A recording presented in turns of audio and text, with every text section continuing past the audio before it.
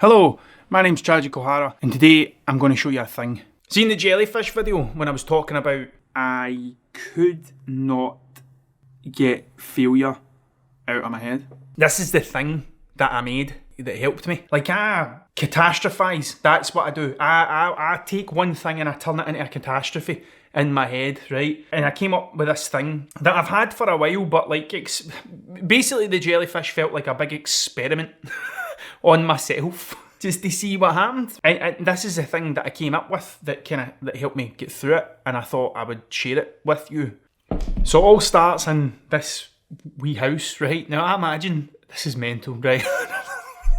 I imagine I live in this wee house. My head is this wee house, right? And it's my house, it's no one else's, right? I never inherited it, but it's not my mum's house. It's not my dad's house, it's not my auntie's house, my granny's house, it's mine. Like, I built this house, I made this house myself out of twigs and stuff, right? It's not flash, it's just a wee house, right? I imagine that in front of this house are two doors, door 1 and door 2.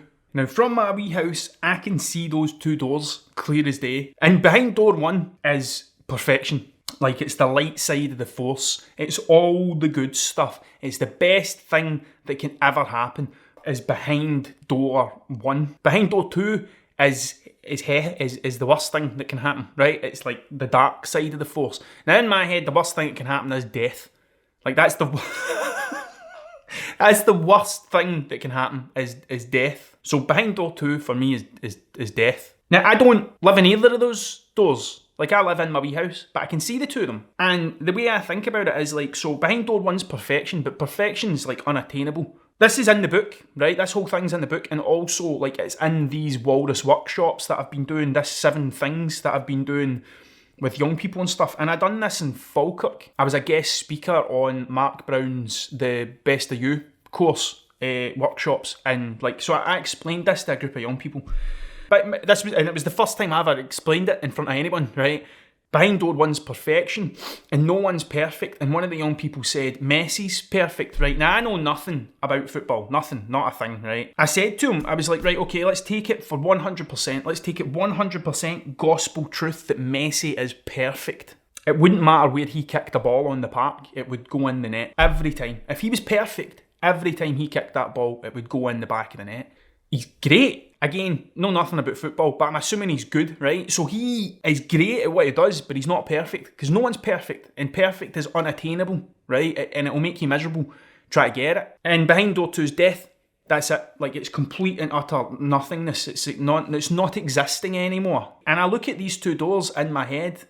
So in the case of the sculpture thing, like, I was constantly just thinking about the worst thing. I was just constantly looking at door 2. That's the way I picture it, right? I picture I'm sitting on the front kind of porch of my wee house. It's like a wee log cabin in the woods, right? And I'm looking at door 2 and I'm going, right, you're going to put this sculpture up, and then one day it's going to fall and someone's going to be standing underneath it, and it's going to come down and it's going to seriously injure them, and then the papers will get a hold of it, and then it'll be in the papers and you'll never work again. And that's what, just constantly looking at door 2. The bit that I need to remember, why this helps me, is because like I need to remember that I'm in my wee house. The more I was kind of thinking about it, I had to come up with a thing that stopped me from constantly looking at door 2. So one of the things I done was I realised that I put this whole thing on a graph, and everything up the, I don't know what that is, but if you get your X and your Y axis, I don't know. Everything on the everything on the vertical line is in the future. If it's in the future, then it's not happened yet. Like, that's why I try and remind myself, like, I don't live in either of these doors. Like, I just live in my wee house. And like, they two doors are there because I can think about them and I know that they're there. And I think you kind of need both, because it's good to look at what the best thing is, right?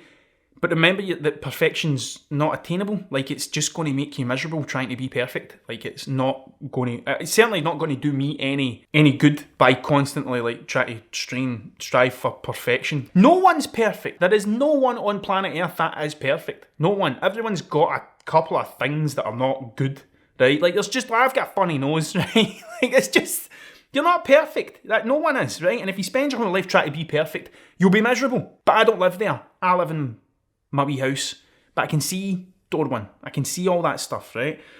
And I think it's good to have door 2 because it reminds you that like there are bad things Like, there's bad things out there. So, for example, see if I'm not very motivated one day, like if I come in here and I'm like, I really can't be bothered one day, or like I'm looking at my bank account and it's like, oh man, well, remember when you had money? Which I've never had money, right? But like when, like some things, like this is very difficult and I kind of want to give up. Like there was a point during that jellyfish sculpture where like I was ready to just go and get a job in Asda. That was it. Like I was like, there's no point, I can't deal with this. So every so often I like to have a wee look in door two, because it's the worst thing that can happen. Now the worst thing that can happen is death, right? But it's never as obvious as that.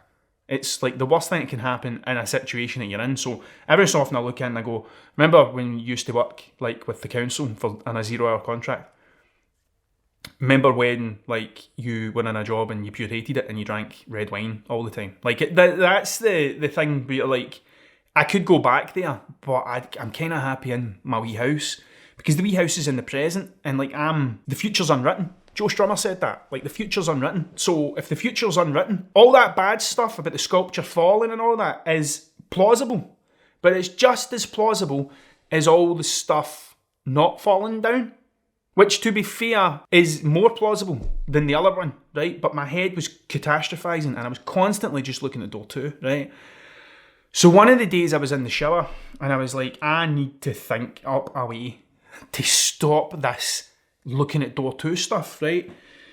So there's two things that I do, right? The first thing is, and I say a thing that reminds me what door I'm looking at. I swear in it, because I swear all the time. So there's a few expletives, but I'm not going to swear right now. But it goes something along the lines of, mate, what door you looking at? Seriously. So I'll be going, and then that's it, and then this has got and all the bad stuff, and then I go, mate, what door you looking at? I have to say that, mate. What door are you looking at? And then I go, I'm looking at door two. So, I came up with an equation, right, that would let me move my glance. Because all it is, right, the way I picture it is I'm sitting on my door, I'm sitting at my wee house, and I'm looking that way. All I really need to do is turn my head 45 degrees, and then I'm back looking at door one. I came up with an equation. I'm going to write it out and I'm going to show you, right? So it's D1, which is door one, equals door two plus RZ plus GT. And I don't know any maths. Like, I don't know maths, right? So it's GT squared, infinity squared. I don't know what you would call that, right? It's just like, you know how when you square something, like it just keeps kind of going? I think. I don't know. Not a mathematician. I'm a walrus chaser, right? So this is how I picture it in my head. So my equation is D1 equals D2 plus RZ plus GT infinity squared, or whatever that would be. I don't know. To the power of infinity. I don't care, right? It just makes sense to me, right? And what that stands for is door 1 equals door 2 plus rule 0 plus good thing. One good thing, and just keep going. That's what it means, right? And seriously, so I was in the shower thinking about how my whole life was over, right? And I'd go, mate, what door are you looking at? And I'd go, right, I'm looking at door 2. I need to start looking at door 1. I need to look at what the best thing that's going to happen, right? I need to get away for this door 2 thing. And I would go, right, so door 2, what's behind door 2? Death. I'm not dead. I'm not dead. I'm standing in the shower, right? Plus RZ, which stands for rule 0, right? So if you don't know, rule 0 to me is my friends and family and all these people that I decide are like the most important people in my life, right? The people I love. And I go, right, everybody's fine. Boys are in their bed. Kirsten's downstairs. Like, that's it. Everything's cool. They're fine. Rule 0 is fine, right? Add one good thing. What's a good thing? Motorhead. What else is good? Nirvana. What else is good? MF Doom. What else is good? Jeff Rowley's Part and Sorry. What else is good? And I would just keep going and keep adding good things, right? And it feels like you're taking, in my head, I was taking a step backwards every time I thought about a good thing, right? And then I'd be far enough back from door 2 that I could see door 1. I'd go, right, what are we going to do about this walrus thing? Like, that's it. Like, genuinely, that's it. Now, the way I picture it in my head is on the front of door 1 is the walrus. That's what's on the front of door 1 is the walrus, right? And I'd rather just look at that. Like, that's it. And that's the thing I had to do to come up with to get my head out the bad bit. Like, get my head out of all the bad stuff that was going to happen. Because it's the fact that I live in... So I call this the grey area. Behind door 1 is the light side, and behind door 2 is the dark. And I don't live in either. I live in the grey. I live in the bit in the middle. Like, I'm not perfect, and I'm not the worst. Like, do you know what I mean? That's it. And that really helps me. I know it might sound absolutely ludicrous to anyone else, right? But for some reason, drawing this all out, and this is all in the book, and this is all the stuff I'm kind of teaching young people, and not just young people. Like, I done this at a thing, and I was teaching the parents. I was just kind of drawing it out and going, this is how I think. It really helps me. Like, I don't think it's doing any harm to anyone to think like this, right? But it certainly gives me, almost what it does is it creates a bit of space between me and the catastrophe. And I go, right, hold on a minute. So let's go look at what's really the real worst thing that can happen. Because I think what door 2 and door 1 does is it plays tricks on you.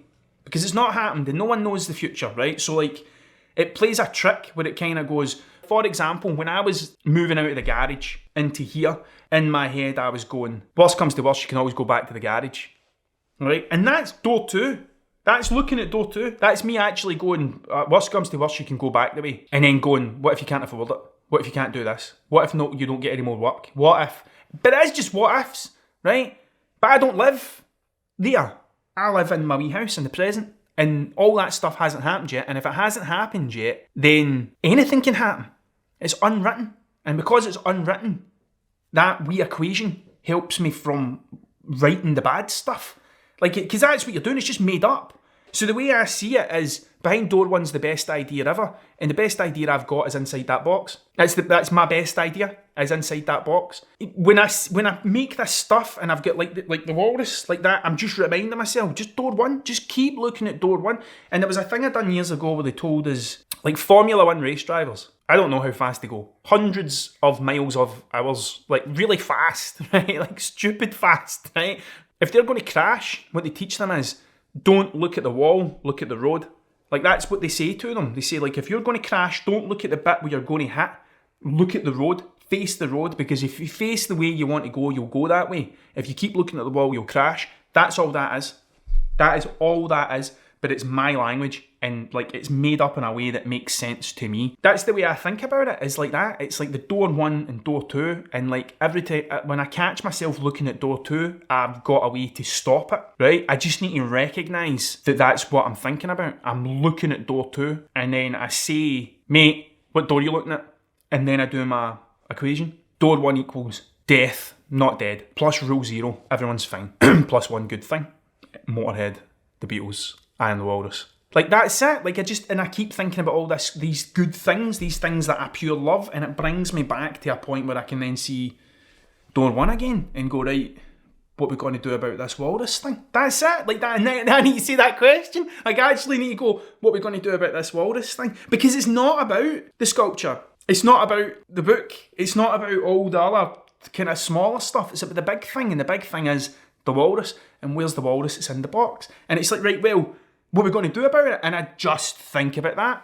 That's it. And that's the way I taught myself to think. So next time, don't know.